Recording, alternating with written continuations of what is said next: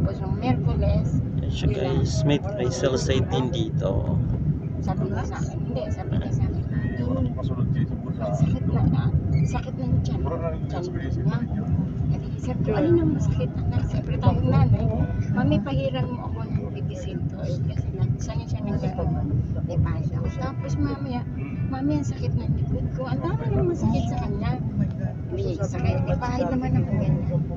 Tapos So guys, nakatulog. ganda. Tapos yung panganay ko, kuya niya, hindi kasi yung, kung matulog sa alanganin niya, maalaw niya.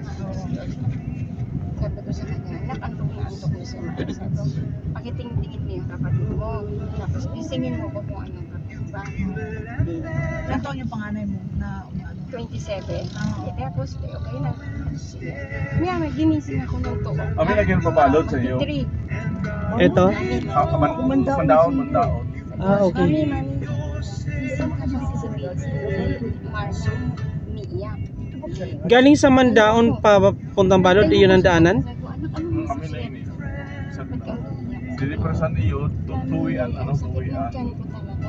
Mandaon. Oo. Pwede din sa pinamagpaan. Nasaan nasa isip ko, baka So pinamangkantong adon area? ito ginisip ko. Pinamagpan na. At ba lagyan dito sa taas, atin? kasi sa baba kami, Oo. kasi ayaw niya umakit na Sa alas yun ano? Dati tayo. Ini papanggiranan na ini. Ah, ito.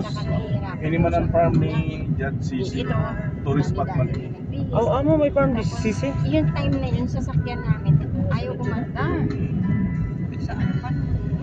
Ginawa niya, magmotor na lang sila kasama ka na. Isa yun, sinundan niya. Sabi ko, sige, sabi ko, ito, i-text niyo